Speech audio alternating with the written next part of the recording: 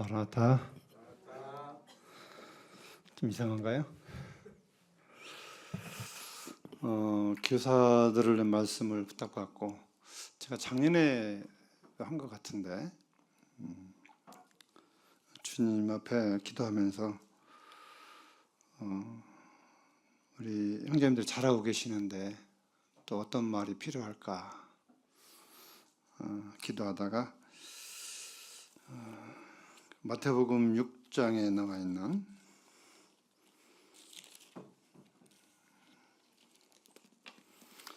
6장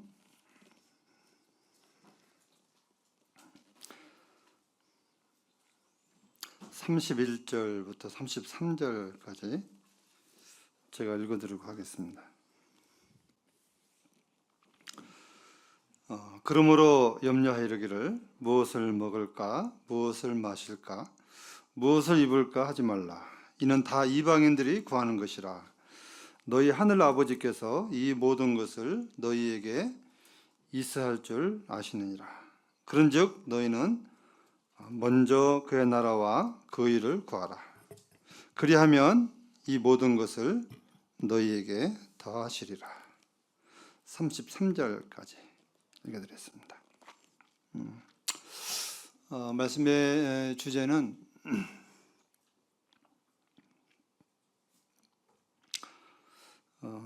곰곰이 생각하다가 주제를 정해봤는데 가치와 우선순위라는 주제를 좀 정했습니다. 가치와 우선순위.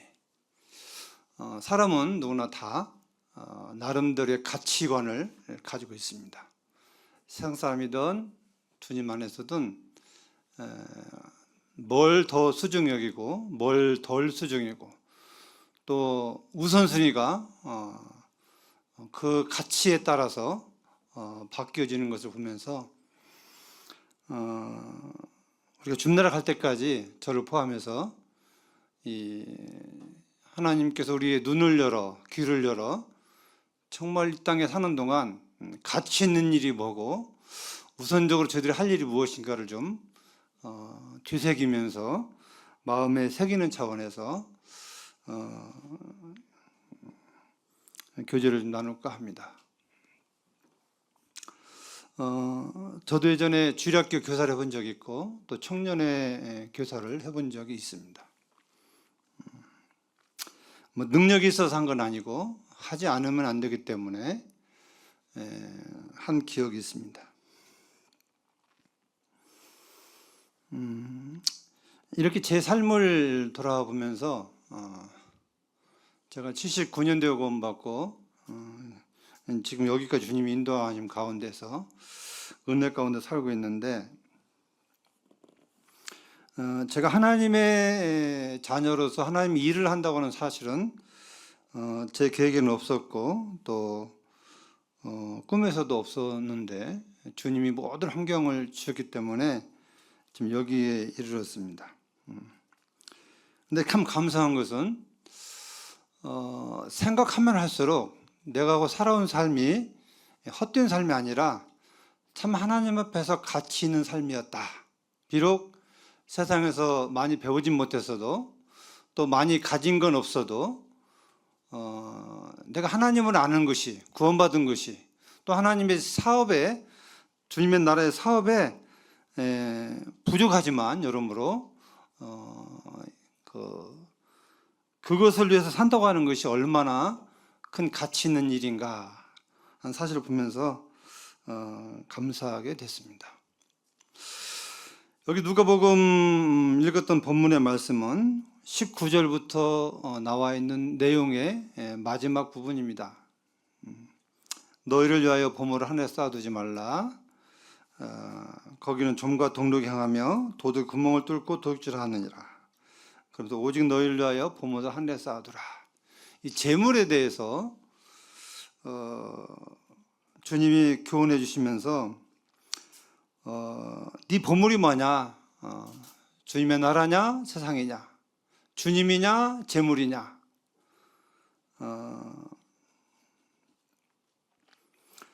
두 가지는 할 수 없다. 어떤 것이 더 가치 있는 삶이냐? 이 땅이냐? 주님의 나라의 소망이냐? 아니면 보물을 위해서 이 땅에서 어떻게 살 것인가를 우리에게 참 말씀해 주고 있습니다. 저는 제가 구원받은 이후에 이 말씀을 의지하고 살고 있고, 지금도 의지하고 있고, 앞으로도 의지하며 살 것입니다. 그러므로 제가 하나님 앞에서 걱정하는 것은 무엇을 먹을까, 무엇을 마실까, 무엇을 입을까, 제가 걱정해 본 적이 없다는 것입니다. 왜냐하면 하나님의 말씀에 하나님이 나의 필요성을 다 아시고 채워주신다고 하는 약속을 하셨기 때문에, 다만 너는 먼저 우선순위에 있어서 하나님의 나라와 하나님의 의를 구하면 세상 사람들이 구하는 먹고 사는 문제를 내가 다 해결해 주겠다, 이런 약속을 하셨기 때문에 이 먹고 사는 문제에 대해서는 그리 많은 걱정과 고민을 하지 않습니다. 또 제가 노후 보험을 안 들어놔도 별로 걱정이 안 됩니다. 왜냐하면 내일도 모르는데 내가 노후 걱정해서 뭐하냐, 하나님이 다 알아서 하실 것이다. 지금 수십 년 동안 나를 먹이시고 입히셨는데 하나님이 새도 입히고 먹이고 들의 풀도 다 하시는데 하물며 너일까 보냐는 말씀이 있는데, 이 말씀을 읽을 때마다 묵상할 때마다 힘이 되고 감사한 말씀이 되는 것입니다. 제 삶이 다만 내가 정말 얼마만큼 먼저 하나님의 나라와 의를 구했는가, 우선순위를 구하며 살아왔는가. 나름대로는 저 나름대로는 하나님 보시기에는 형편없지만 그도 내 깜냥에는 하나님의 나라와 하나님의 의를 위해서 지금 제가 살아왔다고 고백을 드립니다.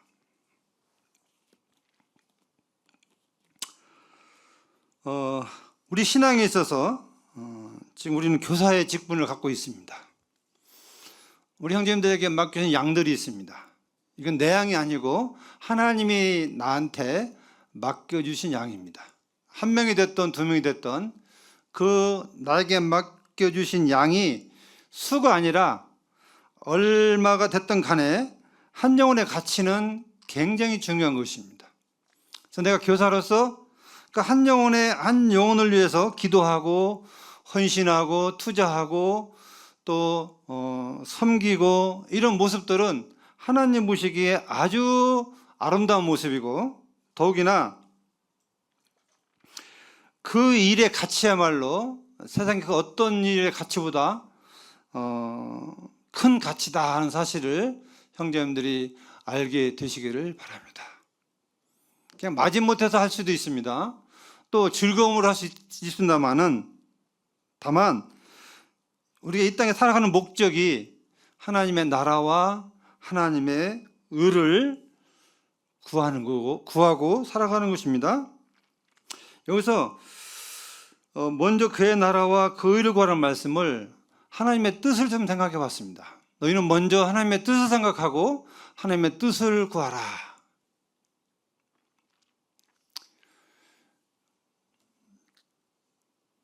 제가 직업을 참 많이 바꿨습니다. 지금도 여러 가지를 하고 있는데 형님도 아시는 것처럼 제가 하고 싶어서 한 것은 없습니다. 어떻게 하다 보니까 여기까지 왔는데, 단 저는 주님 앞에서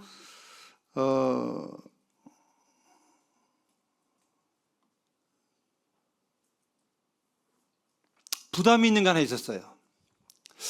직장 생활을 하면 좋을 것 같아요. 그냥 제 체질에 어디 그냥 직장에 들어가서 회사 들어가서 일하고 봉급 받고 이렇게 하면 좋을 것 같은데, 제가 그 생활을 지금 60 몇 년 살던 한 번도 해본 적이 없습니다. 그냥 어디 일당제로 노무 가서 받고 좀 이렇게 자유로운, 내가 시간을 낼 수도 있고 뺄 수도 있고 또 누구 눈치 보지 않고 이런 삶을 살아온 이유가 있습니다. 내가 매여버리면 내가 하나님 일을 할 수 없기 때문에 놀아도 어디 일이 있어도 주님 섬기는데 어려우면 그건 담대히 뿌리치고 가지 않았습니다. 그냥 놀아도 굶어도 그냥 안 갔어요.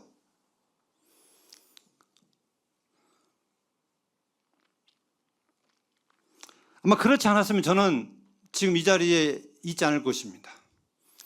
제가 20대 때 제가 원래 배운 게 없고 기술이 없거든요. 그래서 이제 제가 전기 기술을 배워서 전공을 가려고 직업훈련을 3개월 다녔습니다. 81년부터인가요? 광주에서요? 6개월인가요? 다녔는데 그 돈을 주고요. 저희 아버님이 돈을 줘줘서. 그런데 그때 제가 주일학교를 하고 있었습니다. 교사로서. 4, 5, 6학년 여학생들이 있었는데 한 6, 7명 됐어요. 근데 제가 이제 거기에 직업훈련을 마치면 서울이나 경기도나 이쪽으로 취업이 되는데 제가 맡고 있는 이 교사의 그 어린 양들, 내가 맡고 있는 이 6명의 여학생들을 누군가가 좀 맡아줬으면 좋겠다. 이런 마음이 있었어요. 제 마음에. 그래서 이제 늘 기도했습니다. 6개월 학원 다니는 동안에 주님, 저한테 교사를 붙여줘서 제가 떠날 때 홀가분하게 떠나게 해주세요. 이렇게 기도했습니다.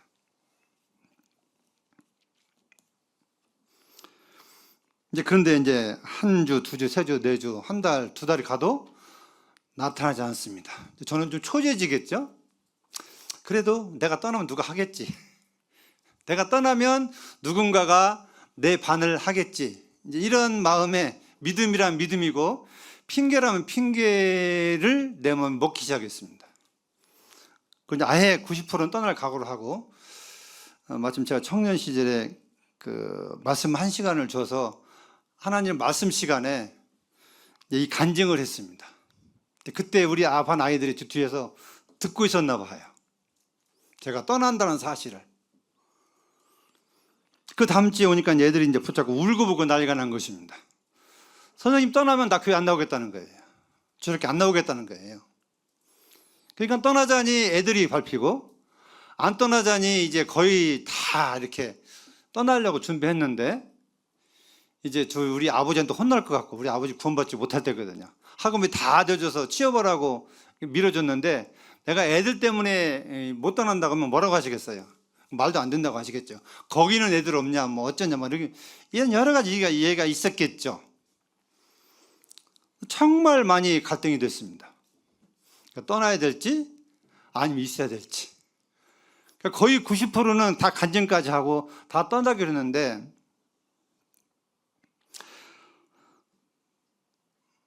그 우는 아이들이 눈에 밟혀가지고요 마음에 근심이 참 많았습니다.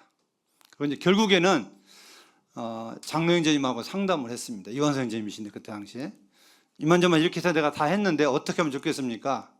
그러니까 형제님이 말씀하시기를 형제가 분별하는 떠난다는 단 90%고 10%는 이제 아니라고 얘기하는데 혹시 10%가 주님의 뜻이 아닐까? 한번 생각해봐, 기도해봐 이러는 것입니다. 내가 여기 있는다? 떠난다? 어떤 게 더 좋을까? 곰곰 생각해 보다가요 나로 인하여 한 영혼이라도 실족하면 연자 맷돌을 목에 매달아 바다에 빠뜨리게 났다. 이 어린 아이가 나 때문에 실족하면 죄지면 이거 문제가 아니겠습니까? 마음이 안 편한 6명이나 되는데 마음이 안 편한 것입니다. 그래서 결국 그 전공 직장을 포기했습니다. 포기 안 가는 걸로 하고 그냥 주일학교를 계속 하는 걸로 이제 남아 있었던 것입니다. 저희 집에서는 이제 나이가 났죠. 저희 아버님은 이제 뭐 미친놈 소리도 하고 하나님의 미치더니 눈에 보이는 건지 하기도 하고 아무튼 집에서 그런 어려움이 있었습니다. 근데 그것들은 하나도 두렵지 않았고 내가 아이들을 안 떠난다고 할 때 내 마음에 평안이 찾아왔어요. 무슨 직업이 있었느냐? 없었습니다. 그냥 일용직 그냥 있으면 하고 없으면 안 하고.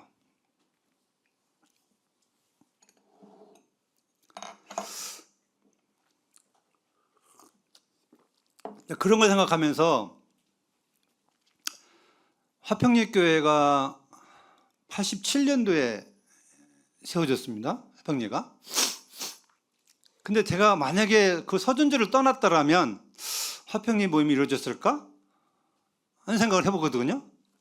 근데 아닌 것 같아요. 내가 많이 떠났으면 저를 통해서 청년들이 화평리에서 전주까지 한 대여섯 명 청년들이 나와서 모임생활을 했는데 내가 떠나버렸으면 모임이 세워졌을까? 됐을까?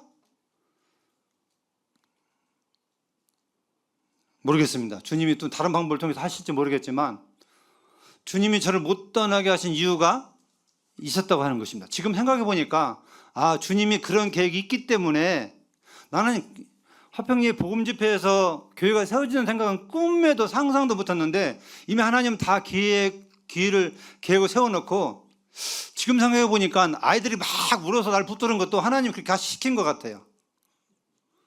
네? 너 날 잡기 위해서 애들 막 울어. 나라는 존재가 뭡니까? 아무것도 아니잖아요. 막 울어가지고 못 떠나게 하는 것도 하나님의 아이들을 시켜서 그랬구나. 물어보고 싶지만 주님 앞에 가면. 근데 참 감사한 것이 뭐냐면 어쨌든 제가 만약에 이 아이들을 버리고 떠났다면 지금 어떻게 됐을까? 생각해 봅니다. 지금보다 잘 됐을까? 신앙생활 지금처럼 하고 있을까? 아마도 아니었을 것이다 하는 것입니다. 참 부족하지만 그때 당시 직업을 따라 교회를 옮기는 것이 아니라 이 주일학교가 그 당시에 소중했기 때문에 주일학교 때문에 제가 그걸 선택한 것이 얼마나 지금은 잘 된 것인지 얼마나 주님 앞에 주님이 하신 거지만 잘한 것인지 생각이 되면서 참 감사가 됐습니다. 그래서 이 가치라고 하는 것은 우선순위의 좌우를 결정할 수 있는 아주 중요한 포인트입니다. 시간이 많이 됐는데요. 마태복음 5장에 보시면 한 장 넘겨서 좀 보시겠습니다. 4장 주님이 제자들을 부르시는 모습이 4장 18절부터 22절까지 나오는데 좀 제가 읽어드리겠습니다.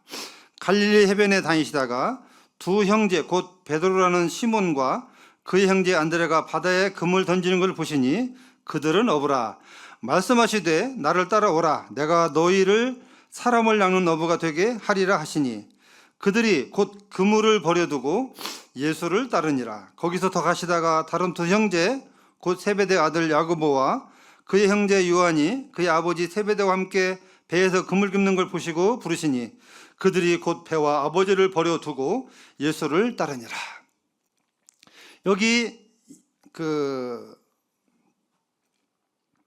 베드로와 그다음에 안드레, 그다음에 야고보와 요한, 주님이 부르시는 장면이 나옵니다. 그들이 뭘 하고 있었죠? 베드로와 안드레는 그물을 던지고 고기를 잡고 있었습니다. 그리고 야고보와 요한은 아버지와 함께 그물을 이렇게 꼬맨다고 그러죠. 고기가 못 새나가게 그물을 손질을 하고 있었던 것입니다.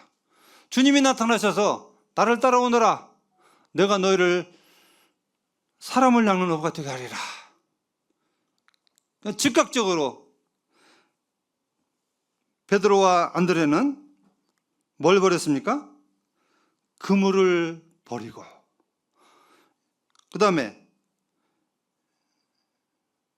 야고보 요한은 아버지와 배를 버리고 주님을 따랐다 이렇게 말씀하고 있습니다. 주님을 따르는 길이 무엇이길래 생업을 포기하고 그렇게 소중히 여기는 그물 소중한 거 아닙니까? 그 어부에 있어서 그물은 참 소중한 겁니다. 어부에 있어서 경험자 아버지가 옆에 있는 거 배 없으면 못 먹고 사는 것입니다. 근데 주님을 따르기 위해서 그 가치가 너무나 컸기 때문에 담대하게 그것들을 버리고 주님을 따랐던 이 제자들을 보면서 적어도 이 4명의 제자들은 주님을 따르는 그 가치가 확실하기 때문에 우선순위 먼저 주님을 따랐던 이런 결정을 하게 된 것 같습니다. 우리의 삶 속에 늘 우선순위가 존재합니다. 집회 참석하는 거, 또는 직장에서 돈 버는 거, 여러 가지로 하나님의 일과 또 내가 세상에서 취하는 것들에 대해서 늘 많이 사단이 시험하고, 늘 우리는 어떤 걸 선택하는 것이 우선순위인지를, 그런 부분들이 참 많이 있습니다.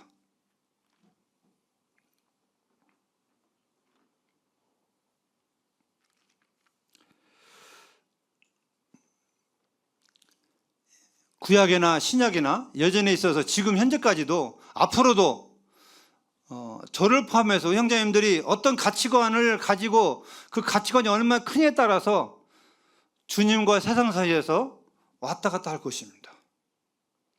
근데 분명한 것은